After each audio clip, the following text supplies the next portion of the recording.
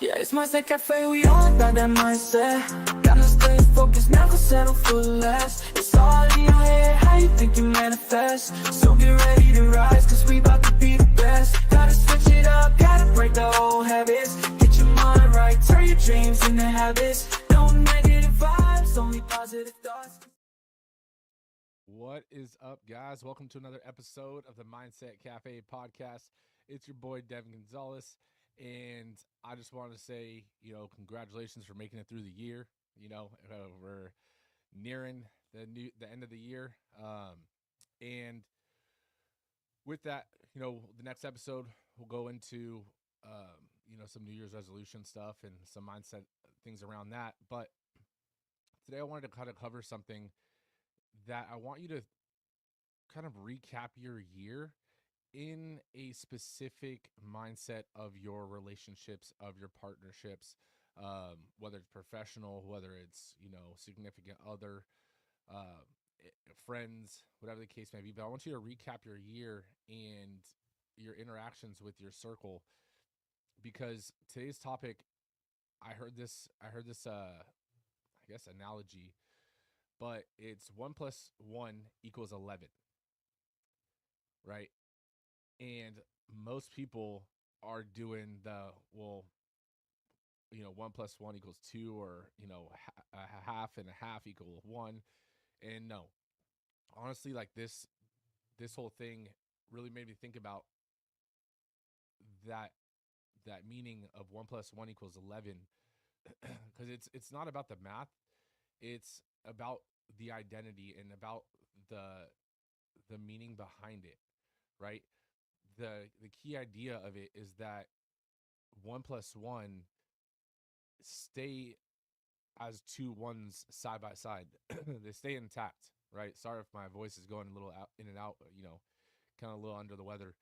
But you don't become a watered down version of yourself to be with someone else or to partner with someone else, right? To make a whole, right? You stay intact and you stay you, and that's what brings that value to the equation for the other person, right? The 11, it's a kind of a flex, right? If you're in a relationship that's a 1 plus 1 equals 11 kind of relationship or partnership or friendship, right? That is something that a lot of people struggle to be.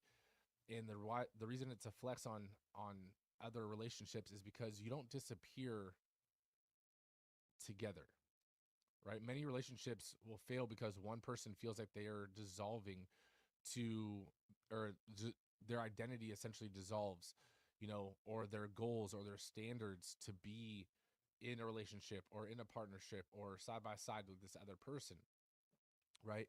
Some people think that a partnership means that you're merging into one person or into one whole, and that's not it. That's called losing yourself. That's called losing the value that you bring to the table. So think about this we'll take it to the extreme, right?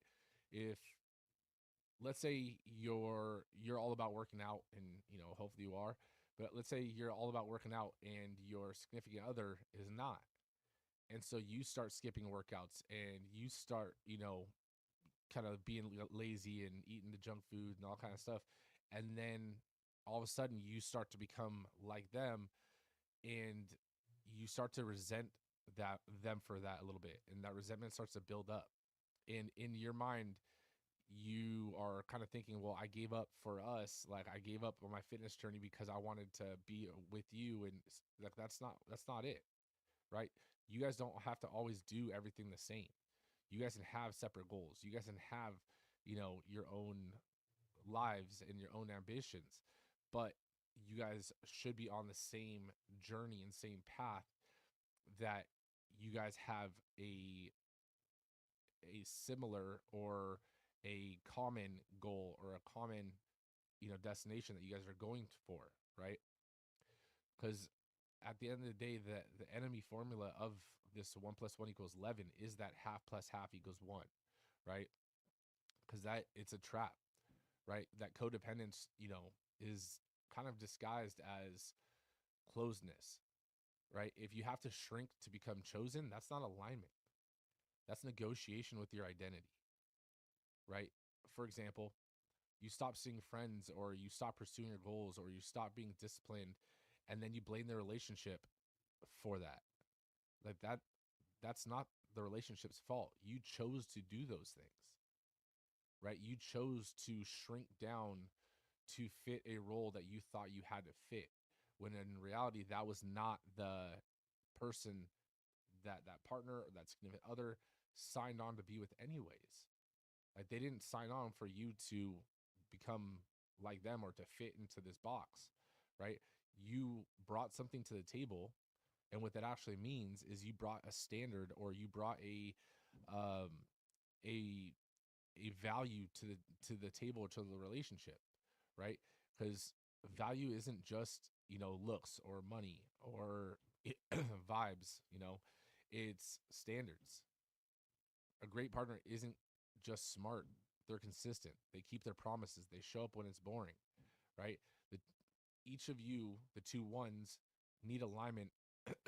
Need alignment, not sameness, right? I'll say that again. Both of you guys need alignment, not sameness. You don't have to be the same person. You're not trying to be one. You just need to be in alignment of where you guys are going. But you can stay true to yourself and still move in that direction. The key distinction for this is that knowing that you guys have shared values, and that's going to be greater than having maybe shared hobbies. Your shared values is what the relationship is about. You don't need identical personalities. You don't need, I mean, man, if me and my wife had identical personalities, that shit would not work. I'll tell you that, right? I'm a little more sarcastic, straightforward. She is definitely not, right? But at the same time, if she was, okay. That wasn't a thing I was looking for, was someone with completely opposite personality of me. Like, that's her being her and her own personalities. Like, that is a value that I see in her. And same with me, right? She doesn't want me to be soft. She doesn't want me to try to be someone that I'm not. But what you do need in a relationship or a partnership or whatever the case may be is identical commitment to the growth, to honesty, and to respect, for not just yourselves, but for each other. And not just for each other, but yourselves. So both ways. It's a two-way street on that. Okay. I want the importance of the 11 to also kind of bring light to the fact that it's, the 2 is obviously less than 11, but when both of you guys are your true selves and you guys are elevating each other, right? You're not just moving up a little bit forward to that second position too, but it can elevate you and shoot you way up and make you to or elevate you to the person that you can be, or that they know you can be, right? Because sometimes you have self-doubt. Sometimes you have, moments of, contemplation in your head of, am I doing the right thing, or whatever the case may be. And they're your person to lean on, right? And let's say in a business partnership, one person might be the visionary, the person that does the branding or the relationships, and the other person is a lot stronger on the operations and execution and systems. But together, both of those bring speed and stability and growth, right? So both of you guys can't be the same all the time in every direction, or else that's like that's not an effective partnership, right? The In the equation 1+1, that plus sign, I don't want you to think that it's just that, oh, me and someone else. Like, that plus sign isn't just an and, that's communication, right? You and another person that are in great communication with each other, that can be honest with each other, that can tell each other if, yo, you're not doing this, and you're not living up to who you could be. That's great communication, right? Two strong people can still crash if there isn't translation that needs to be had, or if there's no boundaries that are set or expectations that are set, right? Whether it's a relationship or whether it's a business partnership, realize there's still expectations, there's still boundaries, but also there still needs to be communication of those things. You guys aren't mind readers, and neither is the other person. So make sure that you know that that communication is the bond that is going to allow you guys to elevate. Because people don't fight because they hate each other. Most of the time, honestly, they fight because they just assume, or they misinterpreted, or they avoided, or they stay silent for too long, which turns into resentment. Like, communication is the thing that solves most of those. So take that into consideration, and maybe that's something that you need to work on so that you can be a 1+1=11 relationship or partnership or friendship, right? Most relationships don't really fall apart in those big moments. They slowly erode in the small ones. And even though the moment can seem like it came and passed and you think everything is fine, if there was no communication to recap or to discuss why something made you feel a certain way, then how does that other person know to not do that again? Or how does that other person know you felt a certain way if you hit it, emotionally because you guys are in public? Like, it's going to happen again. That's where that communication is so crucial, right? The 11 effect, though, it comes around because of accountability, right? The goal isn't really to manage each other. It's more to sharpen each other, if that makes sense, right? Because you're not trying to manage the other person, right? That's not a relationship. You're there to sharpen or elevate each other, which elevates both of you guys. A great partner isn't going to let you spiral unchecked. They're not going to, but they're also not going to shame you. They're going to call you up. They're not going to call you out in public, right? You have to realize in a relationship, especially, one thing I've heard and I thought was so awesome of a point is, in public, you guys never discuss your guys' arguments in front of other people, right? That's your guys' business. You defend, all that kind of stuff. You lift someone up, all that stuff, and then in private, you guys can talk about how you felt. You can, you know, have your arguments and so forth, right? Because conflict isn't going to be the red flag. It's really not. If you guys aren't fighting or don't have a little bit of conflict every now and then, that might be kind of a red flag, right?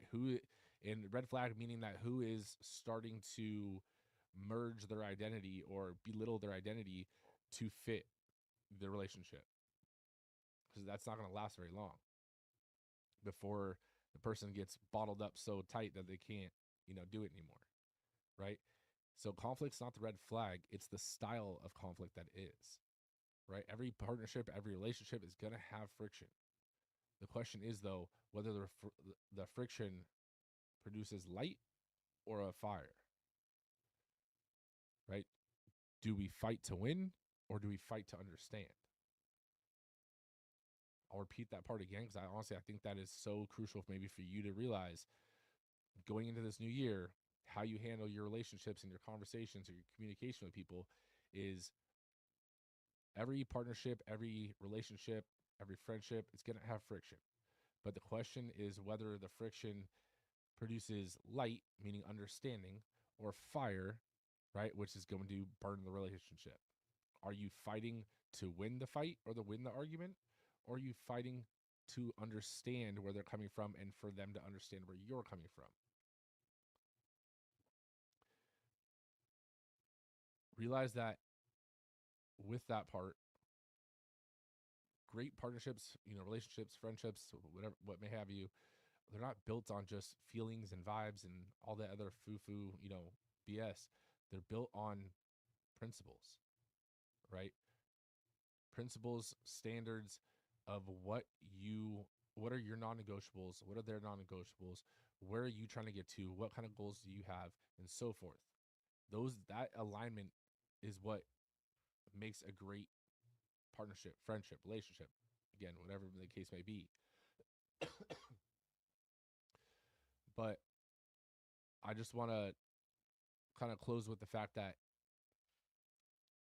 even though there's going to be friction, which is good, right? Because that's how you understand and that's how you elevate. The more you understand, the more knowledge that you have, the better equipped you are to move forward, right? But the warning sign in that is when the 11 starts to turn into not 1 + 1, but 1 verse 1, right? Because 1 verse 1 does not equal 11. That equals 0, right? That's the fastest way to kill a relationship, to kill a partnership, to kill a friendship, is turning everything into a competition or resentment. What I mean by that is I do more than you. I always initiate. I am always the responsible one. I'm always blah, blah, blah, blah, blah, right? So if you feel like those kind of conversations are being had, maybe set some boundaries. Maybe set some expectations. Maybe define your roles in the relationship, in the partnership, right? And set it so everyone is understood of what is expected, what is required, and so forth, right? Are you in? I just want you to think of it about this part too. Is like, are you in a relationship that makes you more you or less you? I challenge you to think about your relationship, to think about your friendships, your partnerships, whatever the case may be, professionally, romantically. Are you in a relationship that makes you more of you or less of you?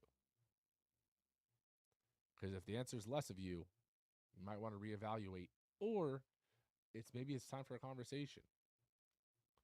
And that conversation will allow you to start to feel more like you and allow the relationship to start to elevate to an 11. With that being said, though, guys, I appreciate you guys. I love you guys. Thank you guys for all the support. If you guys ever have any questions, feel free to shoot over a DM. And make sure you guys have a great rest of your year. And let's kill it next year in 2026. No negative vibes, only positive thoughts. Cause in the game of life, mindset causes shots.